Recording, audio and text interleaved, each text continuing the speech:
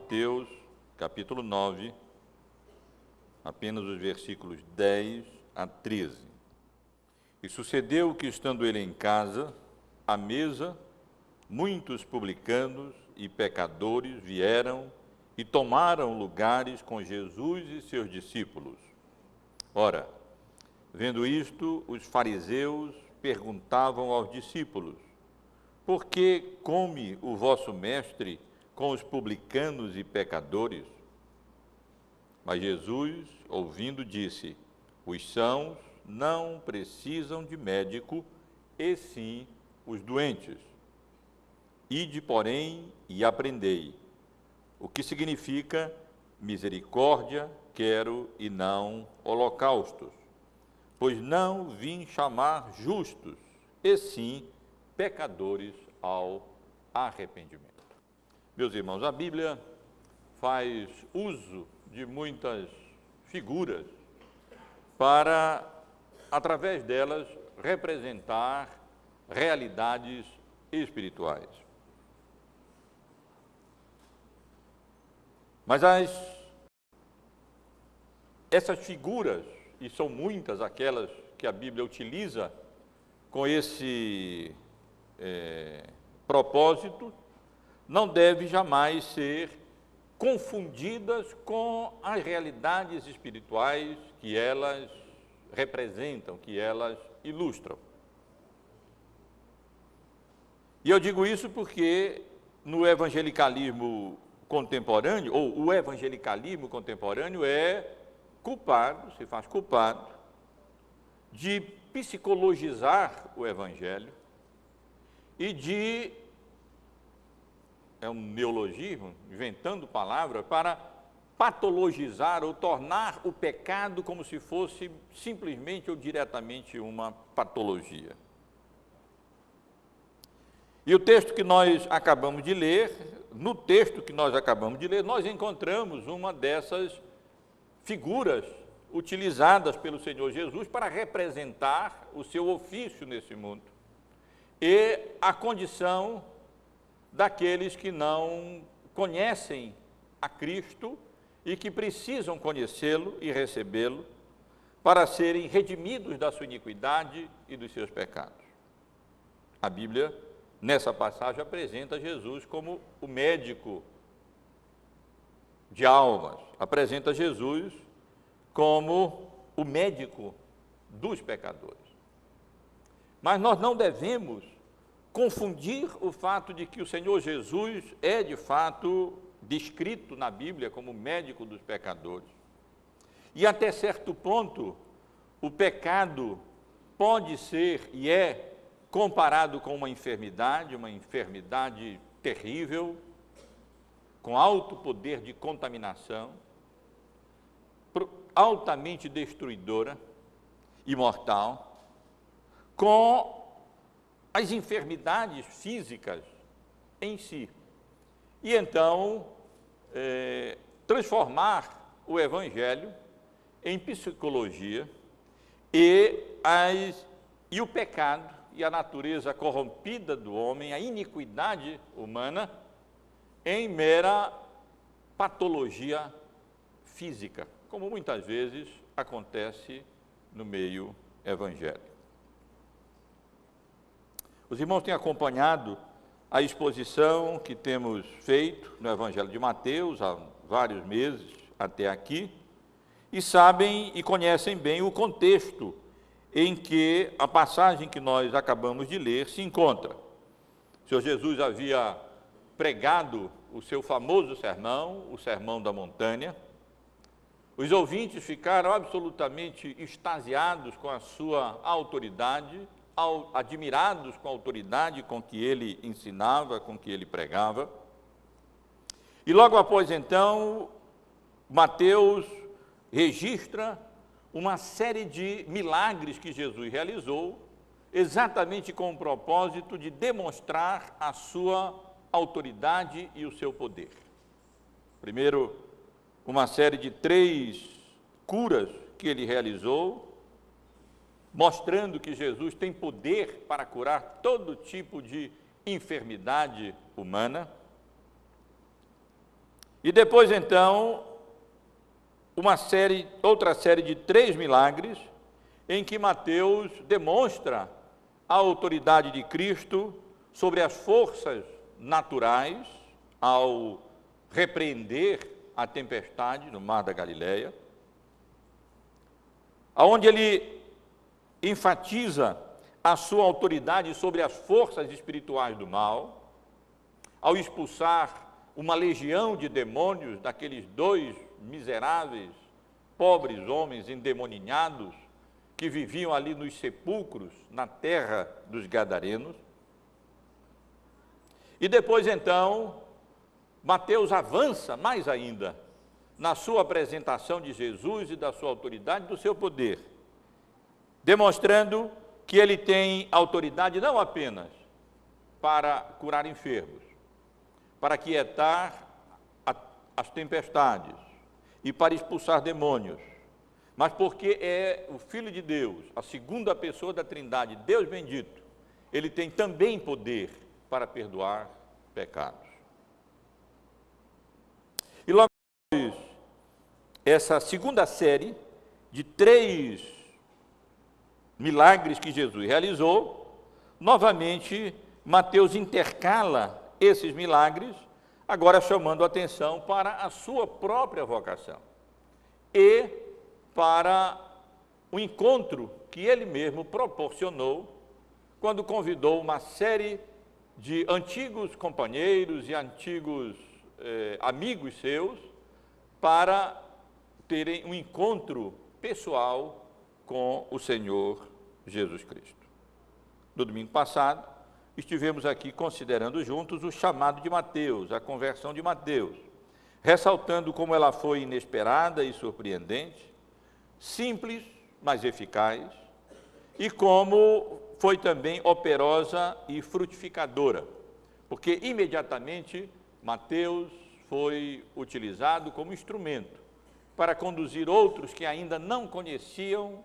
a Cristo como Salvador, pudessem ter a oportunidade de conhecê-lo. E hoje, meus irmãos, eu quero me concentrar nessa seção seguinte à conversão de Mateus, nos versículos que lemos, versículos 10 até o versículo de número 13, aonde lemos sobre Jesus, o médico dos pecadores. Esse é o tema da nossa mensagem, é o tema sobre o qual eu quero considerar com os irmãos os versículos que nós acabamos de ler. Jesus, o médico dos pecadores. Aonde o Senhor Jesus, aonde Mateus ressalta a natureza do ofício do Senhor Jesus Cristo, como parte do seu ofício sacerdotal. Ele veio exatamente para redimir, ele veio para curar no sentido espiritual, ele veio para salvar aqueles que se encontram enfermos, aqueles que têm consciência da sua iniquidade e do seu pecado. Então eu quero chamar a atenção dos irmãos para esses versículos, para Jesus como médico dos pecadores, em primeiro lugar, chamando a atenção dos irmãos para a situação em que Jesus se encontra aqui, isto é, sentado à mesa e comendo na companhia de publicanos e pecadores, como é registrado na porção que lemos aqui no versículo 10.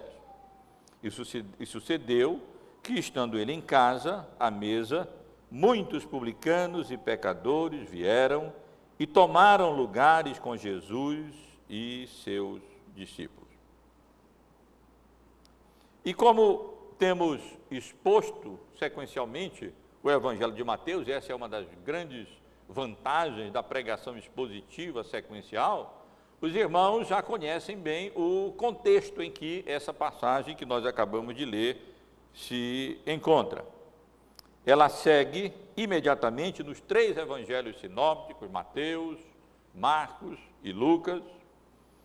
o chamado, a vocação, a conversão de Mateus. E como indiquei no domingo passado, apesar de Mateus, por modéstia, por discrição, não mencionar o fato, na realidade,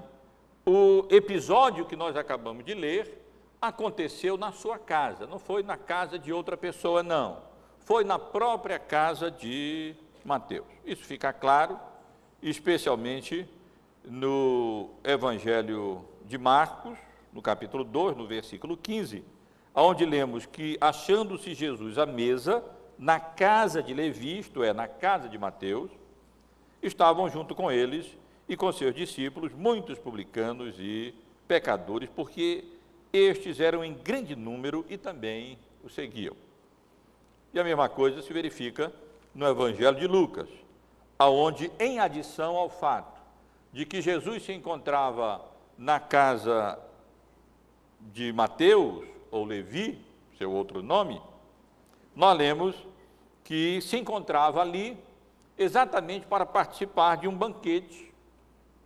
que Mateus estava oferecendo ao Senhor Jesus Cristo. Então lhe ofereceu Levi um grande banquete em sua casa e numerosos publicanos e outros estavam com ele à mesa. Então, meus irmãos, essa era a situação, essa era a circunstância em que aconteceu o episódio que nós acabamos de ler. Mateus havia sido alcançado pela graça salvadora de Cristo de uma maneira absolutamente inesperada e surpreendente. Atendeu positivamente, respondeu positivamente, não apenas ao chamado externo de Cristo, mas ao chamado interno irresistível do Espírito Santo no seu coração. Levantou-se, deixou a coletoria, largou tudo, como é dito em outro evangelho, e passou então a seguir ao Senhor Jesus Cristo. Mas ele não se deu por satisfeito em fazer isso sozinho. Imediatamente, pelo menos é o que o texto nos dá a entender, ou assim que ele proporcionou essa oportunidade para que aqueles que eram seus companheiros, seus colegas de trabalho, nenhuma profissão e uma atividade muito pouco recomendada para um judeu, como coletor de impostos a serviço do império dominador, do império romano, e de outras pessoas que eram consideradas pelos judeus, pelos fariseus de uma maneira especial e pelos escribas como pessoas pecadoras, algumas justamente consideradas assim, outras nem tanto, apenas porque não compartilhavam das mesmas ideias e dos mesmos pensamentos sustentados pelos escribas e pelos fariseus, muitas vezes pensamentos esses que focalizavam apenas os aspectos externos e formais da religião que eles seguiam, é que Jesus tem essa oportunidade, e melhor, aquelas pessoas têm a oportunidade, pela instrumentalidade de Mateus, de serem conduzidas a Cristo, certamente a fim de que elas pudessem, como ele também, ser alcançadas por ele, serem vistas por ele, como Jesus viu Mateus, e eu chamei a atenção dos irmãos aqui, no domingo passado, de maneira compreensiva, de maneira redentora, de maneira salvadora, e então pudessem compartilhar da mesma bênção que Mateus alcançou,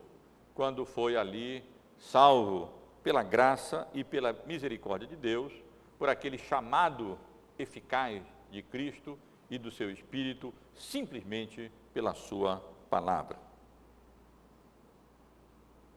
Agora, evidentemente, meus irmãos, nós não podemos imaginar que o Senhor Jesus estivesse participando daquele banquete, daquela mesa, comendo com publicanos e pecadores, com os amigos, antigos amigos de Mateus, meramente para se divertir. Aqui e ali nós lemos um comentário ou outro, ou ouvimos uma exposição dessa passagem, e às vezes Jesus é apresentado como se fosse apenas uma pessoa festiva, que apreciava e gostava de estar nas festas e nos banquetes. Dificilmente nós deveríamos ou devemos compreender a presença de Jesus ali nesse sentido, à luz do próprio contexto em que a presença de Jesus ali naquele banquete é mencionada. Obviamente, Jesus não estava ali simplesmente participando de uma roda de escarnecedores. O Salmo 1 começa dizendo: bem-aventurado é o homem que não anda no conselho do ímpio, não se detém no caminho dos pecadores, nem se assenta na roda dos escarnecedores. E não é assim que Jesus se encontrava ali. Jesus não estava ali meramente assentado na roda de escarnecedores, participando daquele festejo, daquele folguedo, simplesmente para apreciar o alimento que ali era oferecido e emprestar os seus santos ouvidos para ouvir as piadas, as brincadeiras, os escárnios daqueles amigos de Mateus que se encontravam ali presentes. De maneira nenhuma nós podemos imaginar isso, e certamente, meus irmãos, não é aconselhável que nenhum de nós, como crente em Cristo Jesus, tenha prazer em andar no conselho dos ímpios, em se deter no caminho dos pecadores e se assentar na roda dos escarnecedores. Afinal, como o apóstolo Paulo pergunta, que comunhão pode haver do crente com o incrédulo? A Bíblia toda nos ensina que não é legítimo e não é apropriado que o crente nutra comunhão com aqueles que não participam da mesma fé, que não comungam da mesma fé em Cristo, simplesmente no sentido de partilhar dessa comunhão e de usufruir dessa comunhão. E nem podemos imaginar que Mateus estava ali meramente banqueteando Jesus, ou que Jesus se encontrava ali simplesmente para comer e para se divertir. Não, meus irmãos, não era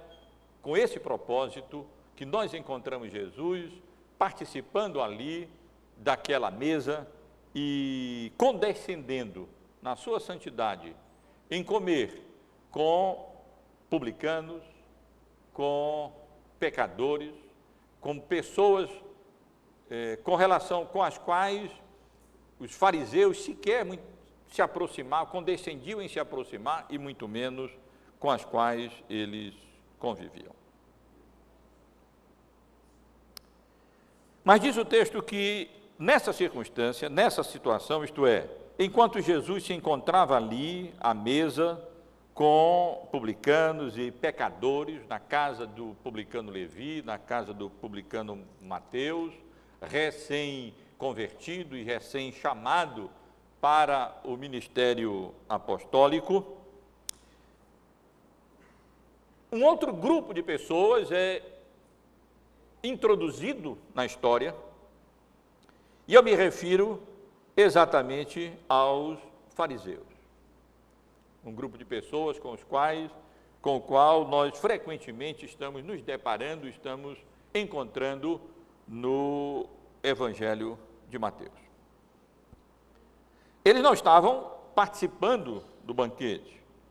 É bem provável que o que lemos no versículo 11, o diálogo ou a pergunta deles, a inquirição, o questionamento dos fariseus, tenha ocorrido logo após o banquete, quando eles estavam saindo, e então eles se dirigiram não a Jesus,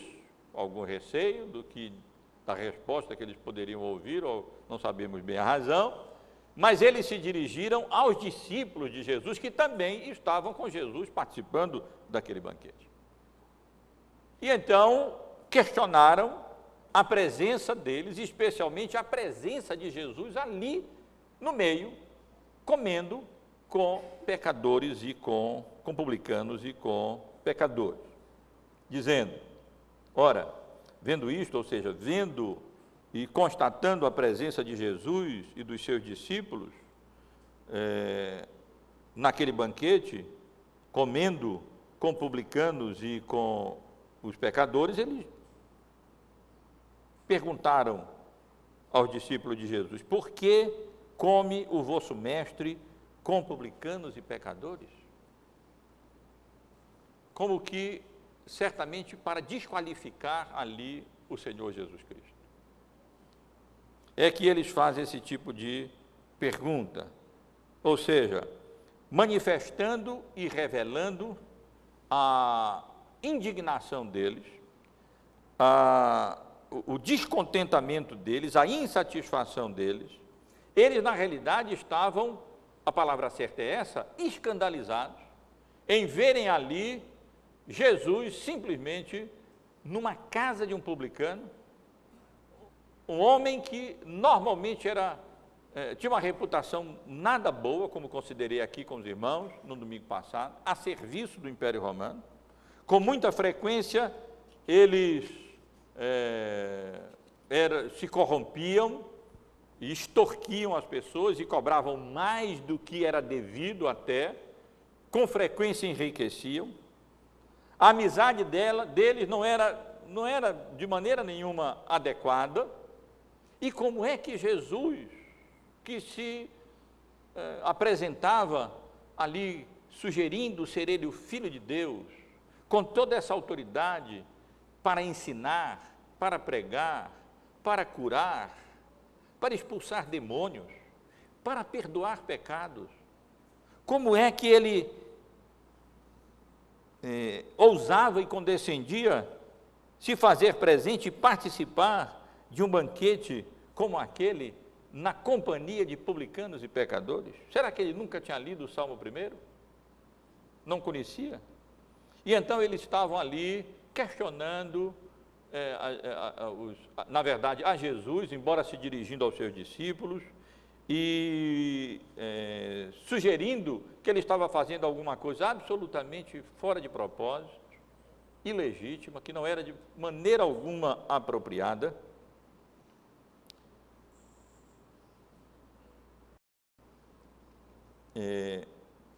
E, na realidade, estavam apenas expressando a própria atitude deles, aquilo que era bem característico e que era bem próprio tanto dos escribas como dos fariseus. Eles colocavam toda a ênfase da religião deles apenas nos aspectos externos. Por fora, como disse Jesus, eles eram um sepulcro bem pintado, caiado, mas por dentro eles estavam cheios de coisas que não prestavam, cheios de imundícies, cheios de coisas ruins, de coisas inadequadas. Isso era muito próprio da atitude dos escribas e dos fariseus. Eles dizimavam do coinho, do entro, eles cumpriam à risca aqueles preceitos externos e formais da religião judaica. Eles enfatizavam essas coisas, eles apreciavam, como nós já vimos aqui, as honrarias e os louvores externos, faziam as suas orações públicas para que todo mundo pudesse contemplar, admirar e apreciar a piedade deles. Davam esmolas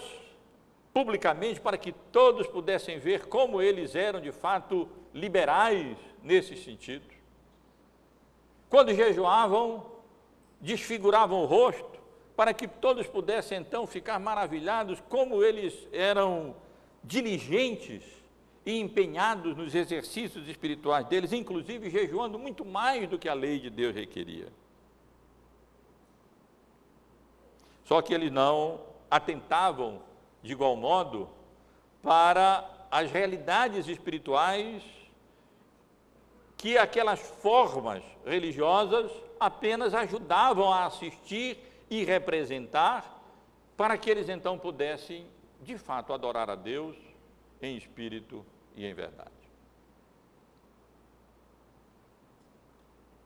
E é nesse contexto, meus irmãos, e à luz e respondendo a esse questionamento dos fariseus, que encontramos aqui no versículo 11, que o próprio Senhor Jesus parece que ouviu a pergunta e se apressou, então, a responder no lugar dos seus discípulos, conforme nós encontramos aqui nos versículos 12 e 13, resposta para a qual eu quero chamar principalmente a atenção dos irmãos. Naquele contexto, Jesus ali sentado à mesa com publicanos e pecadores, e diante do questionamento que os fariseus fizeram da sua atitude, encontramos aqui uma das respostas mais preciosas e mais iluminadoras com relação à função pela qual, o propósito pela qual o Senhor Jesus Cristo veio a esse mundo. E declarações altamente encorajadoras para aqueles que, pela misericórdia e graça de Deus, já tiveram seus olhos abertos para contemplar a pecaminosidade do seu próprio coração, a indignidade da sua própria alma e do seu próprio coração. Chamo a atenção dos irmãos, apenas lembrando do nosso estudo sobre o Sermão do Monte, que o Senhor Jesus começa o Sermão do Monte dizendo: bem-aventurados os humildes de espírito, os pobres de espírito, os indigentes espirituais, porque deles é o reino dos céus. E bem-aventurados os que choram pelos seus pecados, porque eles serão consolados. Esse Sermão do Monte é para essas pessoas. E a resposta do Senhor Jesus chama a atenção para essas realidades muito preciosas, irmãos, para todos quantos são expostos a Cristo e ao seu Evangelho. Diante da pergunta, da inquirição, da contenda, do questionamento que os fariseus fizeram com relação à sua atitude por estar ali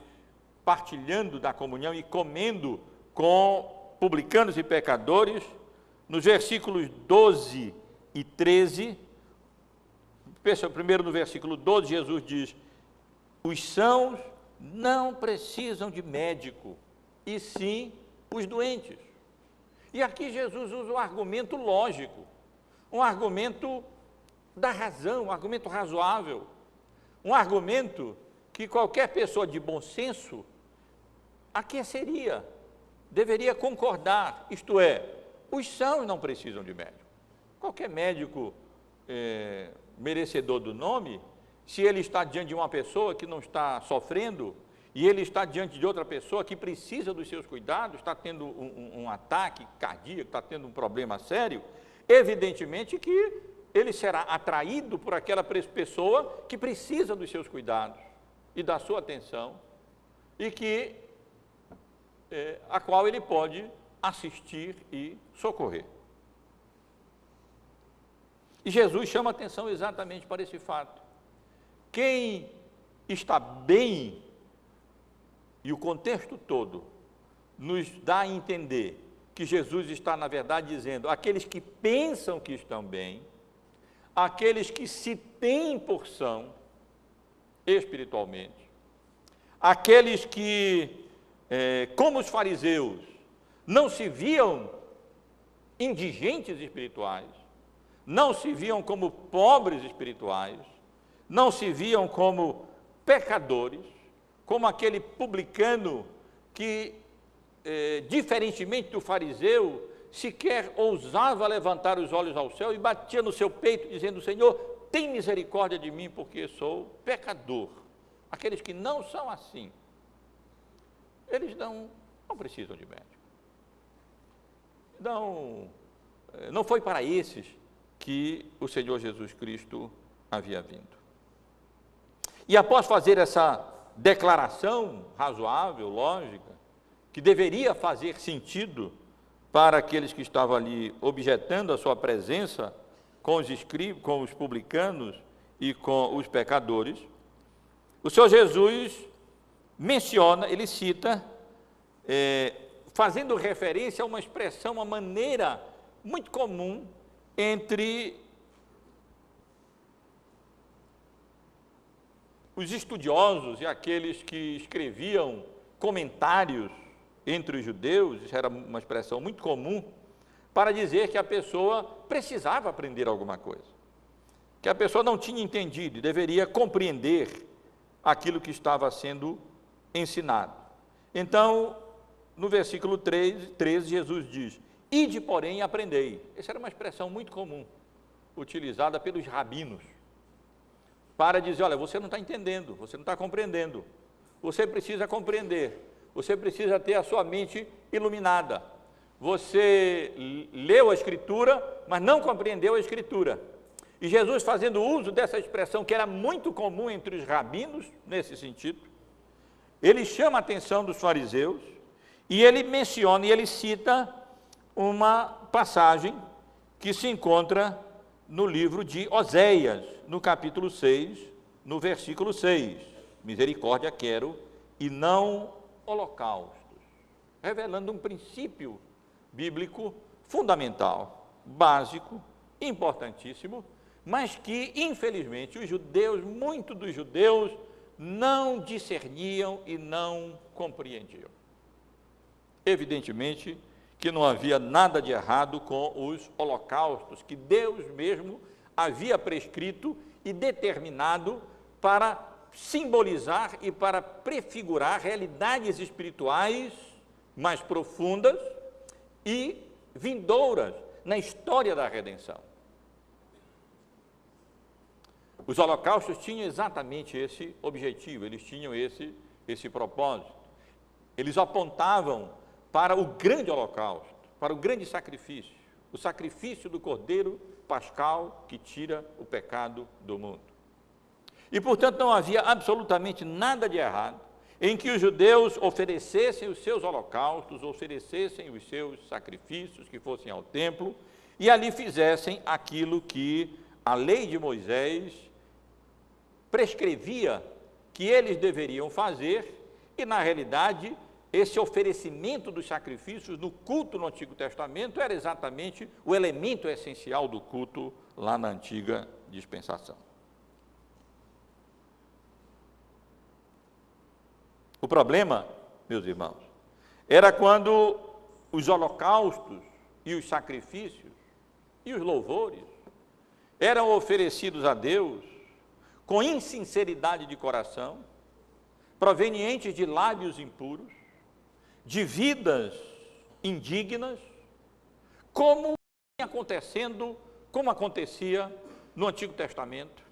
e quantas vezes Deus levantou os seus profetas para admoestar aquele povo, exortar aquele povo, como temos visto aqui tantas vezes nas leituras que nós temos feito no Antigo Testamento, nos profetas, na nossa reunião de quarta-feira à noite, na nossa reunião de oração. Às vezes até cansa. Quantas vezes ali Deus confrontando o seu povo com a sua iniquidade, com o seu pecado, dizendo: olha, me aborrece as vossas festas, eu não suporto, eu não consigo suportar a iniquidade associada a ajuntamento solene. Deus abominava aqueles sacrifícios, não pelos sacrifícios em si, mas porque aqueles que estavam oferecendo sacrifícios, eles andavam na iniquidade, eles oprimiam os necessitados do seu povo, como temos considerado aqui, ainda no domingo, na quarta-feira passada, na quarta-feira retrasada, nas nossas leituras no livro de Amós. Eles idolatravam, pecavam das maneiras mais variadas e ainda assim queriam manter aquela religiosidade apenas externa, através do oferecimento de louvores, do oferecimento de sacrifícios, do oferecimento de holocaustos a Deus. Isso é tão comum, não é, irmão? Na religiosidade, da religiosidade do nosso povo brasileiro. Ele vive na iniquidade, ele convive com a falsidade, com a mentira, com o adultério, com a embriaguez, enfim, com tudo aquilo que a palavra de Deus condena, com tudo aquilo que a palavra de Deus reprova. E ainda assim, faz questão de participar das festas, e nós aqui em Belém, com o Círio de Nazaré, conhecemos muito bem aquilo que acontece, e com toda essa movimentação ao redor daquela festa, com aquela expressão surpreendente, entre aspas, de religiosidade do nosso povo, mas que não representa a sinceridade de coração e não representa a integridade de vida. E esse era exatamente o contexto lá de Oséias. E é nesse sentido que o Senhor Jesus aqui chama a atenção dos fariseus para essa passagem: os sãos não precisam de médico e sim os doentes, ide, porém, e aprendei o que significa misericórdia quero e não holocaustos. Em outras palavras, a passagem que o Senhor Jesus cita aqui é equivalente a outra muito conhecida nossa, e que se encontra em 1 Samuel, no capítulo 15, nos versículos 22 e 23. Quando Samuel, com o pretexto de oferecer sacrifícios a Deus, ele desobedece à vontade de Deus expressa por meio de Samuel, e então Samuel declara a Saul: tem porventura o Senhor tanto prazer em holocaustos e sacrifícios, quanto em que se obedeça a sua palavra? Eis que obedecer é melhor do que o sacrificar, e o atender melhor do que a gordura de carneiros. Porque a rebelião é como o pecado de feitiçaria, e a obstinação é como a idolatria e culto a ídolos do lar. Visto que rejeitaste a palavra do Senhor, Ele também te rejeitou a ti, para que não sejas rei. E essa, meus irmãos, é a lição de Jesus aqui para aqueles escribas e fariseus. Eles focalizavam apenas estes aspectos externos da religião, eles estavam preocupados apenas com holocaustos e com as prescrições cerimoniais da lei de Moisés, mas eles perdiam de vista o espírito da lei de Moisés. De tal maneira que, ao invés da lei de Moisés levá-los à consciência de que eles eram pecadores, de que eles eram indignos da graça de Deus, de que eles não conseguiam cumprir a lei, e de que não haveria esperança para eles, a não ser que eles colocassem a confiança deles e dependessem exclusivamente da salvação que o Messias prometido realizaria, eles cultivavam a justiça própria, como aquele jovem rico achavam que tudo isso eles vinham fazendo, obedecendo desde a mocidade, e não compreendiam que eles eram, na realidade, culpados, e mesmo com a lei que deveria funcionar para eles, não como instrumento de justificação, mas como uma lupa, ou para contextualizar mais, como uma tomografia computadorizada para revelar a iniquidade e a pecaminosidade do coração deles, eles não discerniam e não compreendiam isso. E continuavam focalizando apenas os atos externos de culto, exclusivamente os holocaustos, os sacrifícios, a observância externa da lei, sem que isso representasse nem a sinceridade do coração deles, e nem a pureza e a integridade de vida que eles deveriam estar vivendo. E muito menos o propósito da aliança que Deus havia feito com Abraão, de fazer dele não apenas um grande povo, e de ser o seu Deus, e de ter aquele povo como seu povo, mas de fazer dele uma bênção para as outras nações da terra. Eles estavam pouquíssimo preocupados com a condição de miséria e de pecado dos publicanos e dos pecadores. A preocupação deles era apenas em não infringir um ou outro, qualquer um, aspecto externo da lei de Moisés, e mais ainda, das próprias tradições que eles continuamente acresciam a lei de Moisés e, na verdade, acabavam dando mais valor a essas tradições que eles próprios acresciam à lei de Moisés, a lei que Deus havia dado a Moisés no pacto que ele havia feito com ele no Sinai, mas sim apenas aqueles aspectos externos das tradições humanas, das tradições dos anciãos, aqueles comentários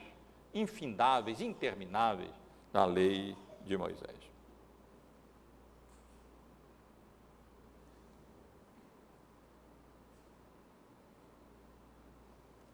E após chamar a atenção dos fariseus para aquela citação, aquela passagem, estabelecendo esse princípio, segundo o qual devemos fazer estas coisas sem abandonar aquelas, isto é, devemos observar, sim, a lei, mas sempre atentando para o seu espírito, sempre atentando para o seu propósito, sem negligenciar as coisas mais importantes reveladas na vontade, na palavra de Deus e na vontade revelada do Senhor. O Senhor Jesus, então, estabelece o seu princípio final aqui no versículo 13, quando após citar essa passagem de Oséias, ele diz: pois não vim chamar justos, e sim pecadores ao arrependimento. E com essa declaração, Jesus estabelece não apenas um princípio relevante, importante, mas ele estabelece o seu propósito e ele revela a sua função. Ele não veio neste mundo simples para salvar justos, ele veio a este mundo para salvar pecadores. E aqui ele deixa claro que ele não tem em vista apenas qualquer tipo de enfermidade física. Jesus não está confundindo o pecado com uma patologia física de forma alguma. Ele está apenas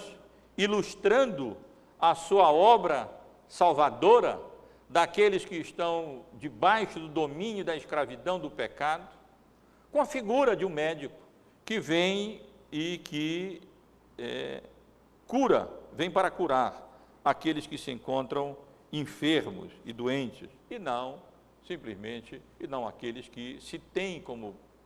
pessoas saudáveis, que não precisam de médico. Então, meus irmãos, essa é a resposta de Jesus ao questionamento e à inquirição dos fariseus. Muito iluminadora, muito elucidadora, lança luz mesmo sobre toda a religiosidade daquele grupo de pessoas e lança luz sobre a religiosidade de muitas pessoas ainda hoje. E nos admoeste, nos adverte contra o perigo, com relação ao perigo que nós mesmos podemos incorrer de focalizar e enfatizar apenas os aspectos externos e formais da religião, de tal maneira que isso nos impeça e nos proíba de realizar bem maiores e de sermos instrumentos da graça de Deus para a salvação daqueles que se encontram nas trevas, que se encontram escravos do pecado e dominados pelo príncipe deste mundo, pelo Deus deste mundo, que é Satanás. Quero apenas extrair dessa passagem algumas lições e enfatizar isso para nós nessa noite. E a primeira lição que eu gostaria de extrair, meus irmãos, é que o crente, apesar de não dever ter prazer na roda dos escarnecedores, ele também não é chamado por Cristo para se afastar do mundo, de tal modo que ele não possa ser um instrumento da graça de Deus para a condução daqueles que se encontram sob o domínio do pecado, à presença de Cristo, de maneira que eles possam ter esperança de encontrarem a remissão dos seus pecados e a salvação da sua alma. Para termos o equilíbrio devido, é verdade, a Bíblia claramente nos ensina que o crente não deve ter prazer na comunhão com os incrédulos. O crente não deve escolher para seus amigos aqueles que estão caminhando para a perdição, àqueles que não conhecem a verdade, aqueles que não vivem nesse mundo, sem Deus no mundo. Não, esses não devem ser os nossos companheiros, esses não devem ser os seus amigos. E se qualquer pessoa que se fizer uso da passagem que nós estamos estudando para pretensamente justificar e encorajar a comunhão do crente com o incrédulo, estará manuseando muito mal a palavra de Deus, porque esse nunca foi o propósito da passagem que nós encontramos aqui. Se você é dado a comunhão e a amizade com aqueles que não têm a Cristo como seu Salvador, que nunca foram redimidos do seu pecado e que continuam a viver na iniquidade,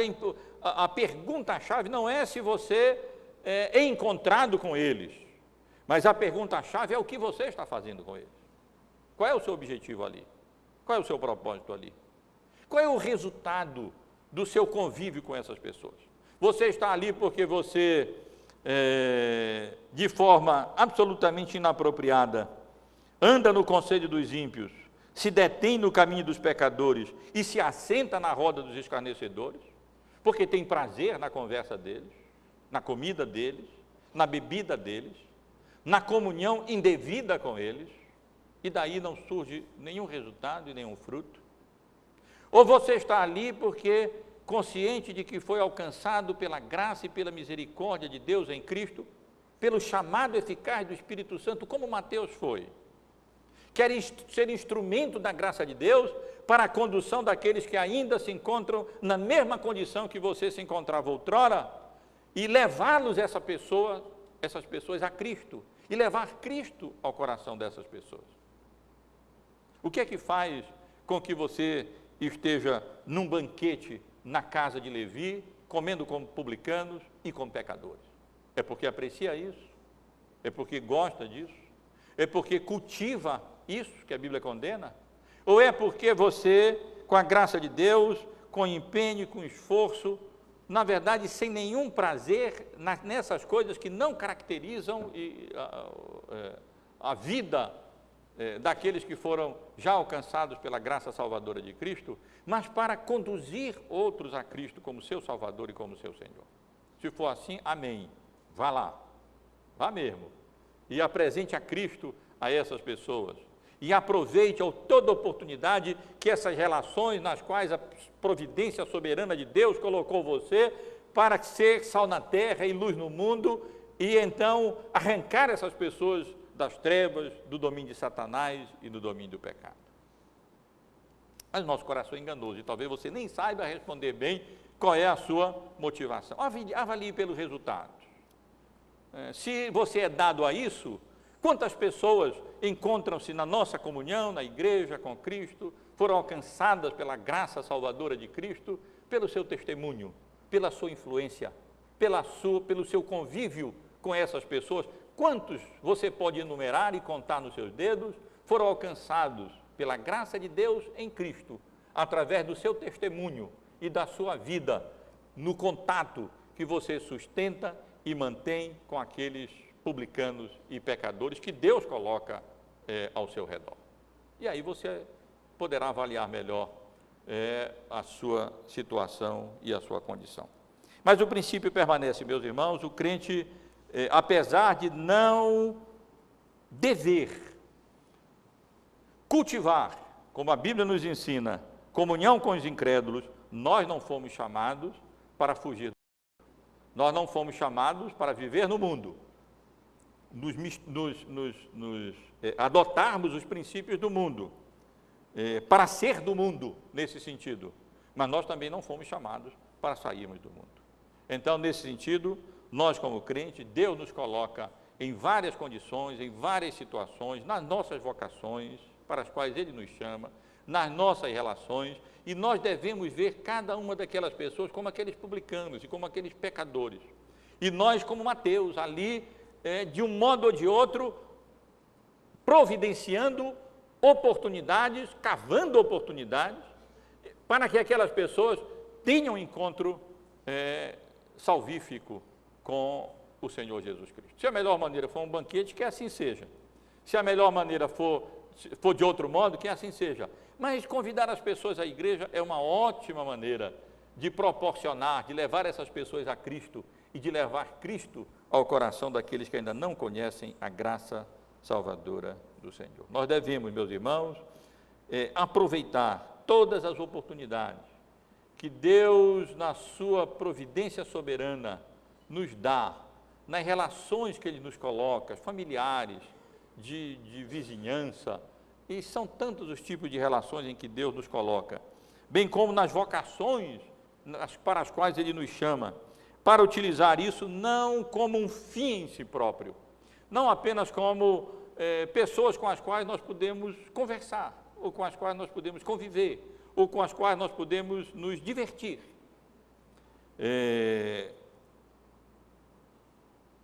E não as nossas vocações, não apenas, como tantas vezes tem chamado a atenção dos irmãos, como meio para nos sustentarmos, legitimamente, adequadamente, e a nossa família, mas sempre como instrumento que Deus nos dá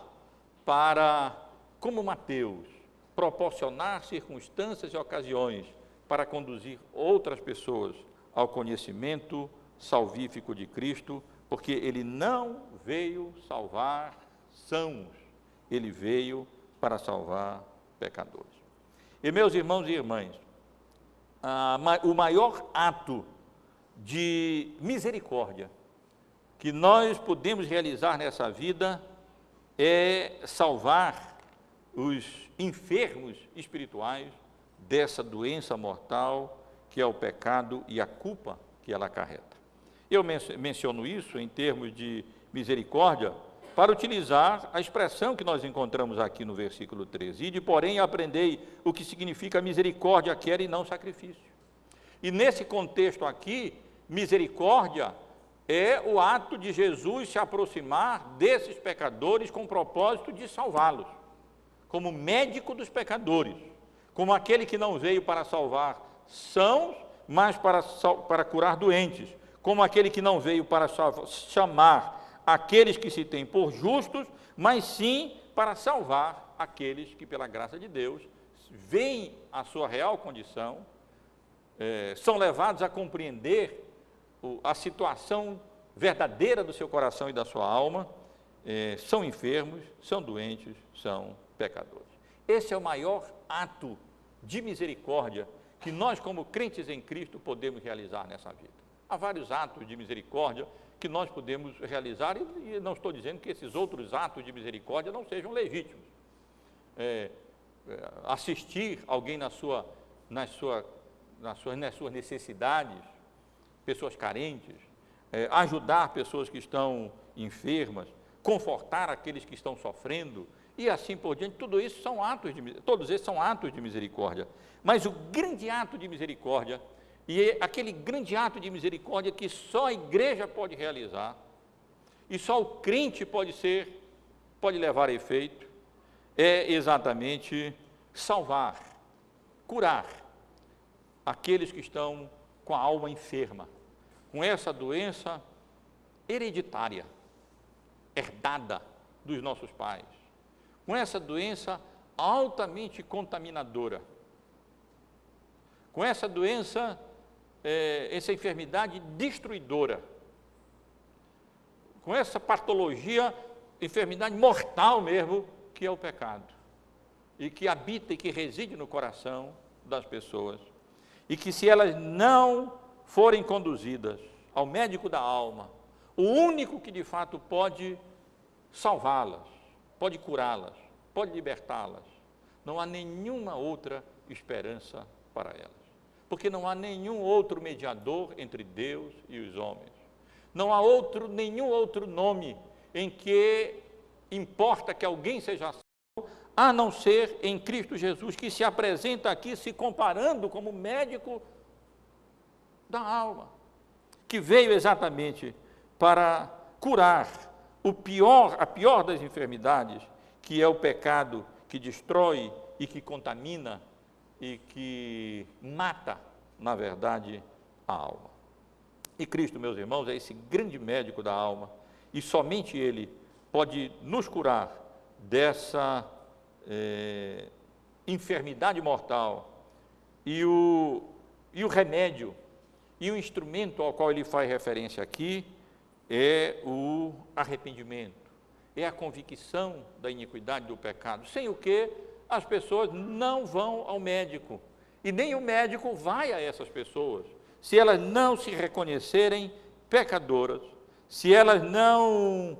contemplarem a iniquidade do seu coração, se elas não forem, não tiverem a iluminação do Espírito Santo para perceberem a sua real condição e o seu real estado. Mais uma vez podemos lembrar a advertência de Jesus à igreja de Laodiceia no livro de Apocalipse, pois dizes, estou rico e abastado, e não preciso de coisa alguma, e nem sabes que és infeliz, sim, miserável, pobre, cego e nu. E não nos iludamos, meus irmãos e minhas irmãs. A grande maioria das pessoas vive nessa condição, como um laodicense. Elas se têm por ricas, elas se têm por abastadas, elas se têm por sãs, elas acham que não precisam coisa alguma, que elas vão muito bem nessa vida, e, no entanto, elas não conseguem ver que elas são infelizes, miseráveis, pobres, cegas, nuas, pecadoras, e que precisam desesperadamente do único médico das almas, aquele que pode, pelo seu sangue derramado na cruz, pela sua obra redentora realizada na cruz do Calvário, que nós vamos agora mesmo relembrar quando participarmos da ceia do Senhor, ser redimidas da sua iniquidade, ser purificadas dos seus pecados,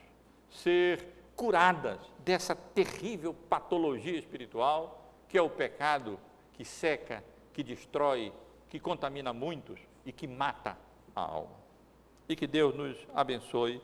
meus irmãos e irmãs, nesse sentido, e a nós que pela infinita graça e misericórdia de Deus já fomos curados desse terrível mal, que como Mateus respondemos pela graça de Deus e operação do Espírito Santo de Deus positivamente a esse chamado para a salvação. O que nós podemos fazer em resposta é continuar vigiando e guardando o nosso próprio coração e a nossa própria alma, e pela graça de Deus proporcionar esses banquetes espirituais e circunstâncias a fim de que aqueles que ainda podem ser descritos como publicanos e pecadores, como aqueles que ainda vivem nas suas iniquidades e nos seus pecados, possam ir a Cristo e encontrar aquilo que certamente muitos daqueles publicanos e daqueles pecadores que banquetearam com Jesus puderam encontrar ali, porque diferentemente dos fariseus e dos escribas, muitos pecadores e publicanos iam a Cristo, e ele nunca os rejeitava, mas era aquele médico sempre pronto e sempre disponível para curar aquela enfermidade mortal deles e conduzi-los conduzindo-os ao arrependimento e à fé pelo seu Espírito e à salvação dos seus pecados.